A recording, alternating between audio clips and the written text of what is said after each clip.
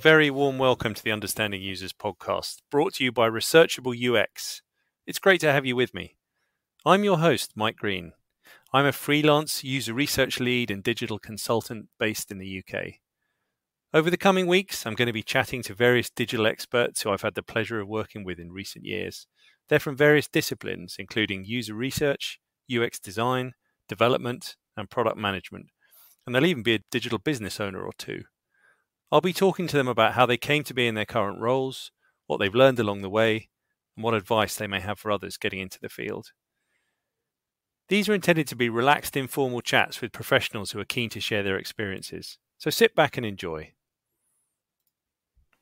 This is the final of a three-part episode of Understanding Users, in which I chat with the keynote speakers at the fully remote 2022 UCD Gathering Conference. Earl Fox is a senior designer at Simply Secure and a PhD researcher at Newcastle University. Eriol tells me about their career to date, the way they work, and outlines their keynote address at the UCD gathering, which is entitled Centering Human Rights and Trauma in Design. Finally, they play my three-card challenge to share their favourite UX tool, favourite technique, and a trend they hope to see more of in the future. Thanks for listening, and I hope you enjoy the episode. So this time I'm talking to Earl Fox, who's another one of the keynote speakers at the UCD Gathering event. Great to have you on the show, Eriol. Hi, nice to meet you too. Could you kick off by telling us a little bit about yourself, Eriol, and the work you do and what you're up to at the moment? I didn't study design. I think that it's quite interesting. I think maybe it's more common nowadays that people don't study design in some capacity, that people are coming to design from a different perspectives. But I did fine art in university. I did fine art for a long time, but I made weird art with computers. So I guess it lent itself towards design a little bit more than, say, when I was a sculptor or when I was doing illustration. After I decided that being an artist was not going to sustain my ability to live particularly well, I decided to move into design. I've always had an interest in solving problems and using computers and the internet generally.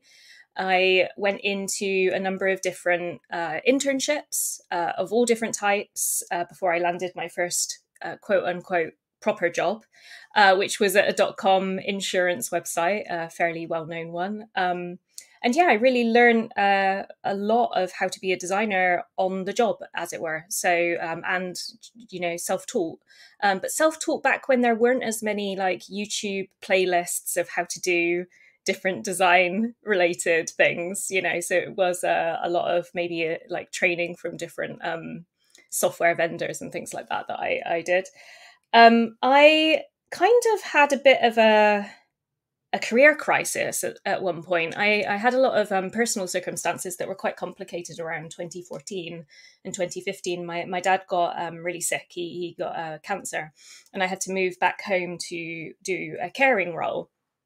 And I had started a master's in graphic communication a couple of years before then and had to pause for a lot of these complicated life circumstances. And I was doing a full-time lead design role while I was caring for my dad and my mum, who has been chronically ill for a really long time.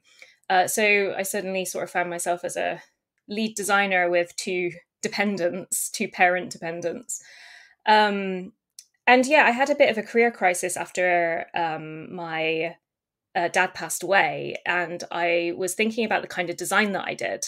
I was thinking, I'm selling stuff to people, I'm selling stuff sometimes that I don't necessarily believe in. I know that part of a designer's job is to find the good reasons why somebody would want something. Like things won't exist unless, there is a purpose for things, and it's all about solving problems.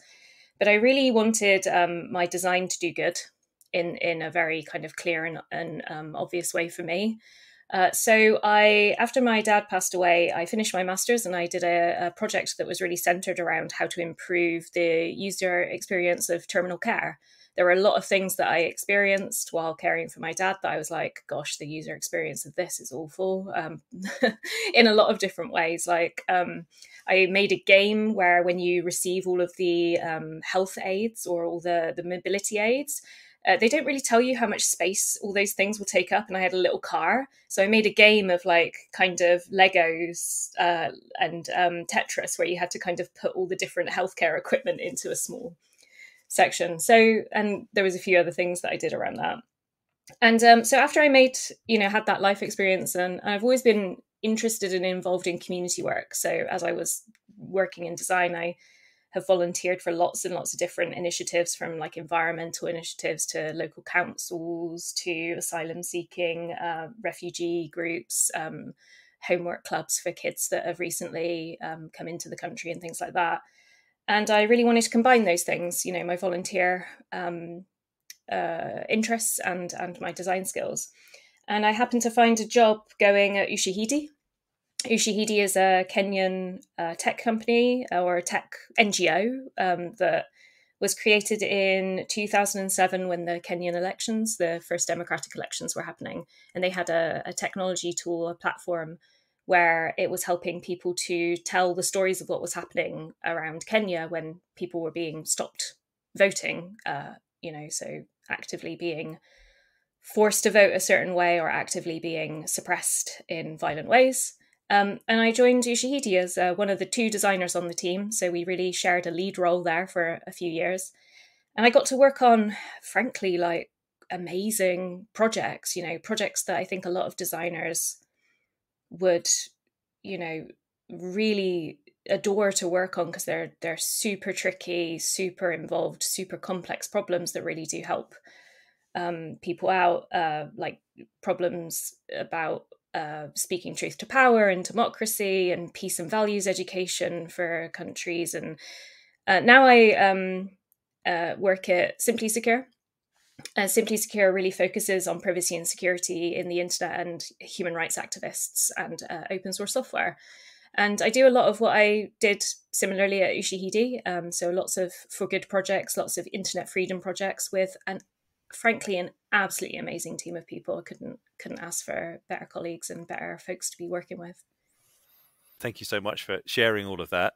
Just to pick up on a couple of the points you made there, Eriol, how, in your view, can designers, researchers, service designers ensure that they have the maximum impact on the product teams they're working with, and by extension, obviously, critically, the users that they're designing for?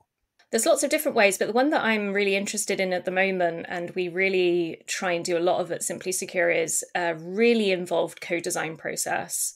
I think that one of the hardest things that I found, even in the commercial, outside of the non-for-profit world, was really how to ensure that users have a voice that is equitable.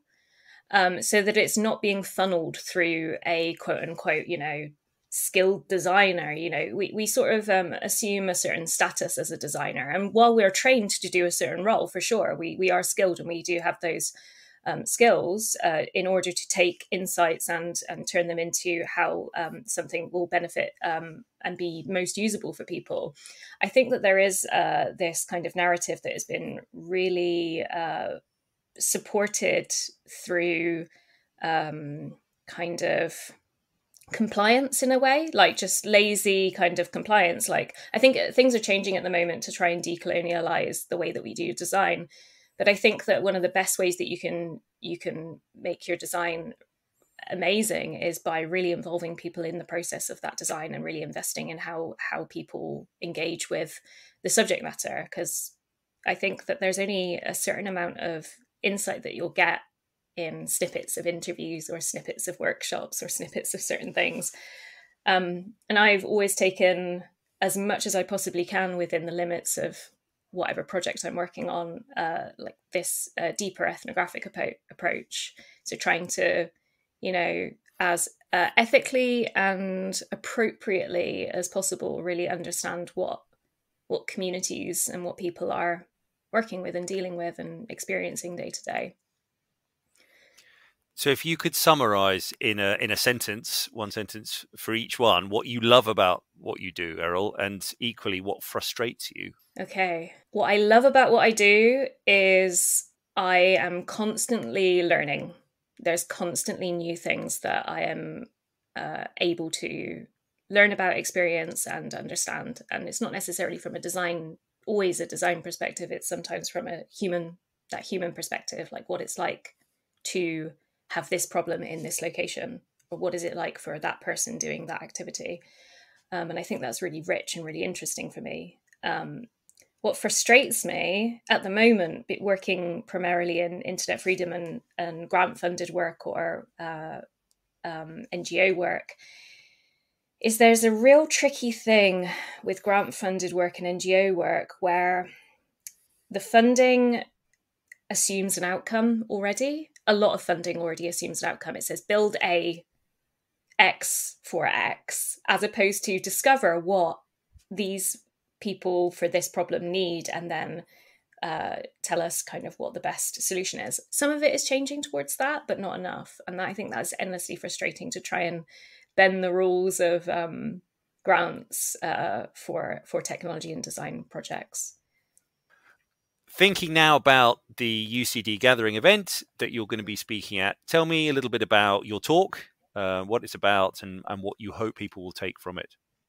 Yeah, so this is a slightly adapted version of a talk that I've given a few times, and it's about, largely it's about some of my experiences with a couple of projects at UCD, where it was one of my first times as a designer really being confronted by and working with very obviously traumatic subject matter, and from other people, users, or the humans that we're designing for. And then also within that confrontation with their trauma, it was understanding what my relationship as a person with, things that I've experienced in life, traumas or, experiences, and how I relate to that within my design practice.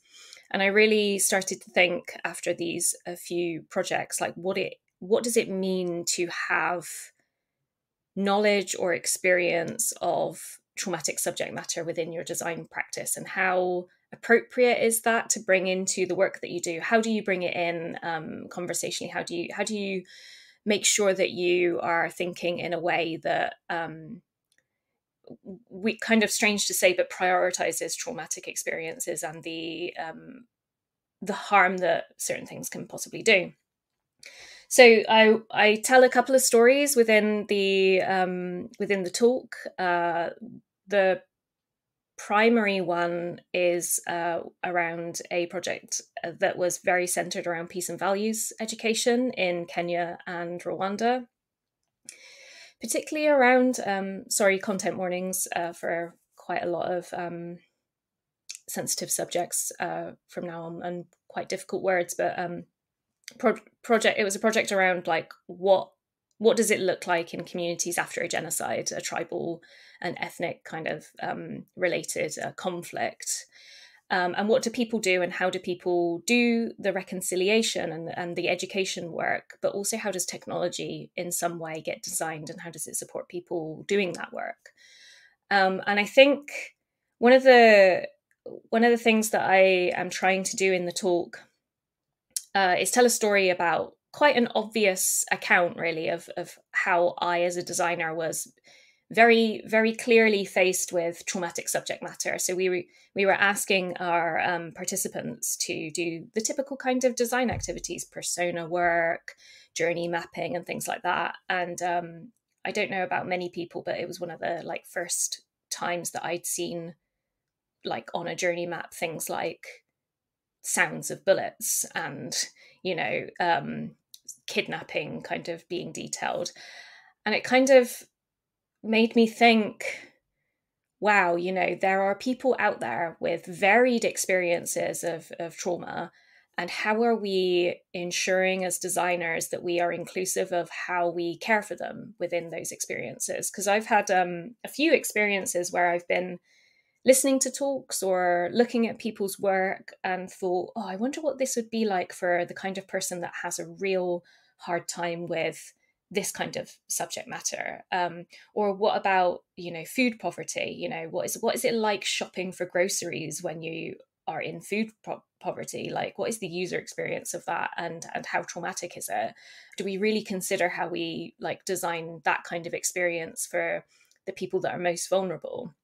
What is it like for, somebody that is, under real, maybe like has a real traumatic experience with a social interaction, and what does social media do around those kinds of things, and how do we design those experiences? So largely the talk is about those stories, the presentation of those really obvious traumatic subject matters, and then it really tries to open up the possibility of, you have very likely, no matter how much design you've done in your career, design something for somebody that will find that subject matter traumatic in some way. And how would you think about that? So in, financial services, how have you thought about people in financial poverty, in, any kind of design related, space? How are we thinking about the people that could be potentially harmed the most, and how are we making space for them? And it also, to some extent, tries to open up a process that I started doing after the two projects, which was really trying to understand like where my relationship with the subject matter comes from. Does it come from a place of personal trauma? Does it come from a place of having experiences like that? How much or how little do I want to bring that into the conversation? How is that best served within the team that I'm in? Or is it something that I'm not yet ready to bring into a team? What, if you were to summarize, again, let's say a sentence, what you hope attendees at your talk will take away from it in terms of kind of techniques or insights? The very kind of simple technique is to do the activities yourself that you are requesting people do. I think that one of the things that we don't do enough of as designers is, I think it's called dog fooding in some areas, maybe software development, but we don't often ask ourselves to do the activities that we request of users, of humans that we want to design for, and really consider it from a lot of different perspectives. And we don't ask our colleagues to do it as well. Like, I think that one of the things that I really enjoyed is a weird word, but found enlightening was really strongly requesting that the people involved in this peace building work do all of the activities that we were going to be asking these people to do, and understanding what it was like to revisit that content or revisit content that was similar. So it's not really a groundbreaking new activity, a new theory, or a new way of doing things. It is really like a sense of, what are you doing to spend time reflecting on your own experiences, and what the nature of a designer requesting insight actually is. What's the transaction that's happening, and how can you begin to understand what that transaction means? Fascinating stuff. Look forward to it. Last thing, my 3-card challenge. So I've got here 3 playing cards, and on the back of each I've written either tool, technique, or trend. So if I could get you, Errol, just to choose a card. The Jack of Spades? Jack of Spades is a technique. So what's your favoured or go-to technique in your day-to-day work? I think I'm going to have to go more broadly, because day to day we do so many very different things at Simply Secure that sometimes, it feels a bit like a ping pong table of work. But I will talk about a technique that I recently gave a really short lecture at Imperial College London a couple of weeks ago with OpenIDEO. I'm part of the OpenIDEO London chapter and help organise events. And we were talking to some of the students that were working on an innovation challenge. And one of the things that I learned recently in my PhD, which is hard, anybody considering doing a PhD, gosh.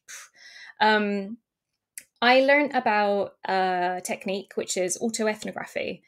And I read a fantastic paper where a person did an autoethnographic writing exercise over a number of years about living without a mobile phone. And I taught the students a very brief way of doing some autoethnography.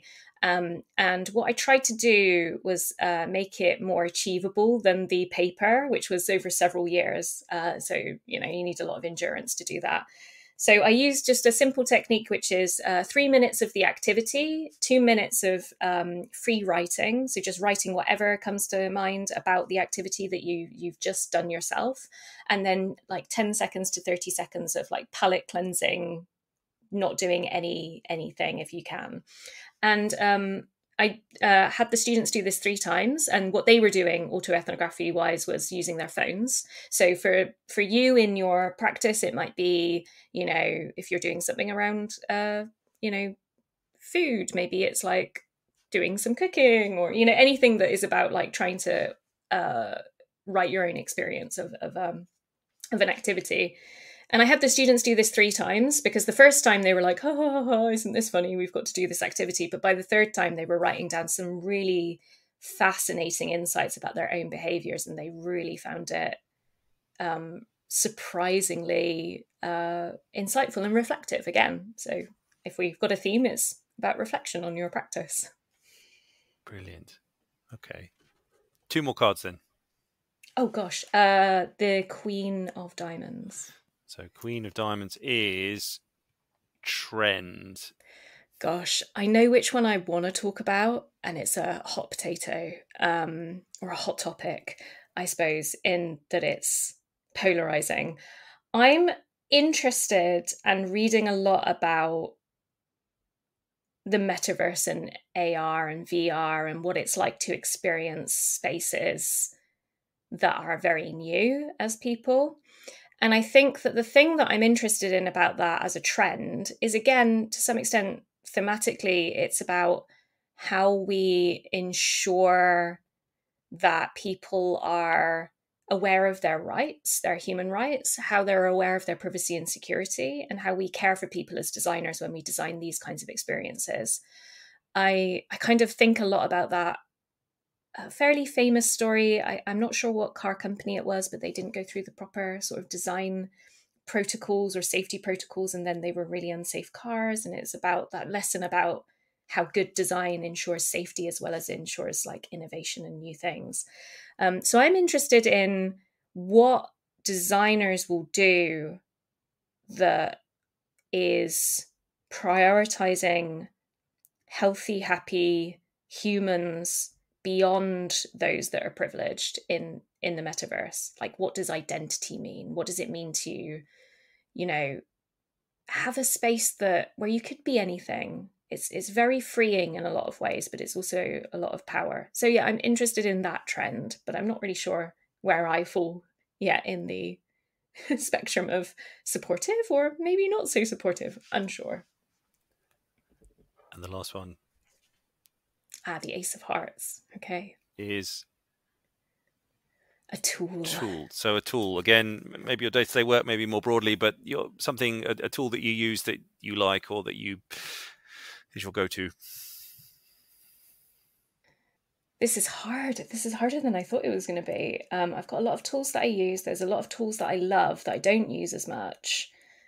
I think that the tool that I really want to talk about is more of a method tool than necessarily a tool that you would build in. So I've used gosh, what's it called again? Twine. Twine is a game making, fairly easy, accessible game making system. It's you can use it online. You don't have to download anything, but you can. It's open source, which I love. You know, I'm a big open source nerd. And we recently made a very simple game for developers to understand what design user testing and usability testing is. So we were like, well, how can we kind of help developers like really engage with this subject matter rather than, you know, wagging a finger at you should do user testing, developers.